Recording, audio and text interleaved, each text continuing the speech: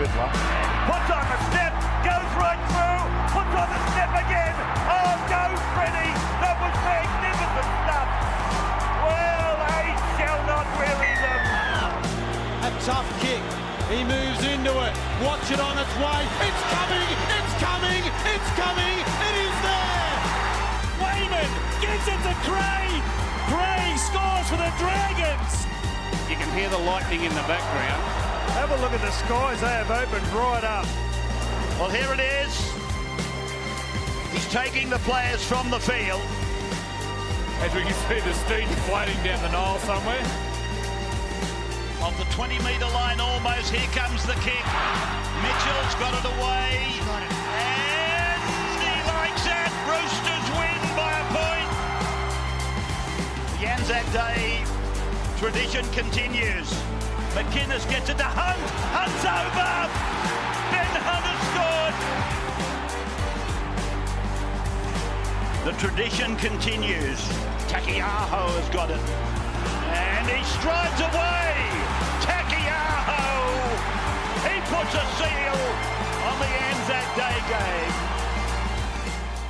Since 2002, it has been a fixture in the NRL calendar, the Roosters and the Dragons. One man that's been a part of it as a player, a coach, commentator, Brad Fittler. Nice to see you, Fred. Oh, they were awesome highlights. They gave me tingles. That was absolutely brilliant. Yeah, awesome. You were absolutely brilliant, weren't you? Well, for about 10 seconds, I was pretty brilliant. I get to see it every year. I get to see it every year. One try against the Dragons. Do you ever, stuff like that, do you ever look back on the stuff you did, seriously, and do you have it on a loop in your bathroom as you shave every morning? No, my young bloke, actually, there's a YouTube that shows a lot of my highlights. So every now and then he's getting into his footy and he plays a bit of union as well. So I get to see it and, it's fantastic. What a way to, what a life you get to live being a sportsman. What were you doing at 4 o'clock yesterday afternoon?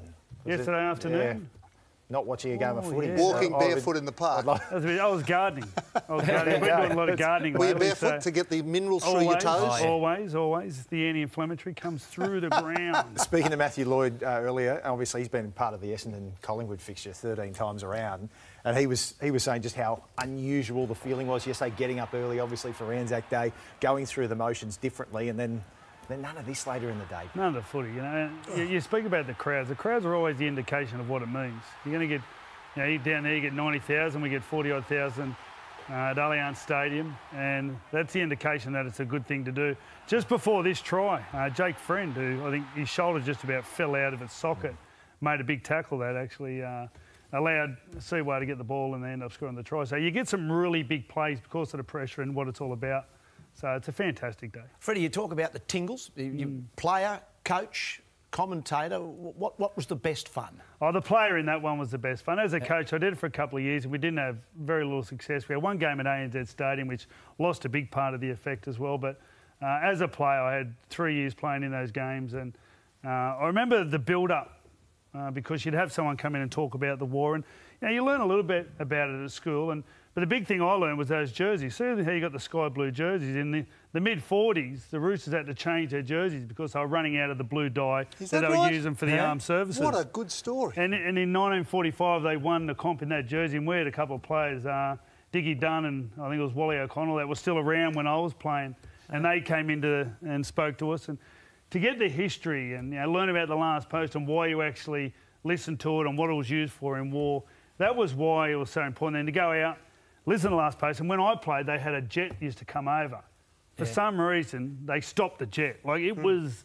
That was the trigger to go, here we go. And, as it just shot straight over your head, the noise and the vibration, it was unbelievable. The most tragic rugby league story in wartime, and it's terrible, is the Vichy French collaborating with the Nazis. They banned rugby league in France for 5 years during the Second World War, and it's taken 70 years to even... Well, it's never recovered. Never recovered, yeah. It's a terrible story. Incredible. As a Dragons fan, Mark, obviously it's a great day for you if your team gets up against the Roosters. Is there a moment that stands out from you from Anzac Day footy? Oh, there's been a few over the last 20 years. We've actually done all right on Anzac Day. Yeah.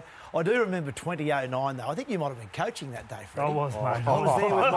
I was there with my son this day, who's a mad Dragons fan. I think Jamie Soward scored 3. And I don't think the Roosters troubled the scorers on that day. But Freddie was... I think for 2 years in a row, I think this game actually weren't that bad, but the score, I think they scored 4 or 5 tries and they just come throughout the whole game. Like, the scoreline looked like they flogged us, but I thought we tried really hard. And there was No, the game it was at the close. ANZ Stadium. It was close, mate. Real close. 29-0 it was. The ANZ Stadium game wasn't a good one, but I remember in the one where it came down with the lightning and the hail, and so they stopped it just for half-time. I remember that, 29-0, but you really played well. You know, the scoreline flattered them, Sometimes the scoreline cannot give you the indication you were lucky of the game. to get to nil. 6 years on. This was 2015. It was actually Mitch Rain, believe it or not, Mitch Rain, who actually scored the try and got the Dragons over the line in this game. So it was I think about almost half an hour in around that mark, and then there was a 35-minute delay. 35-minute delay. It was crazy.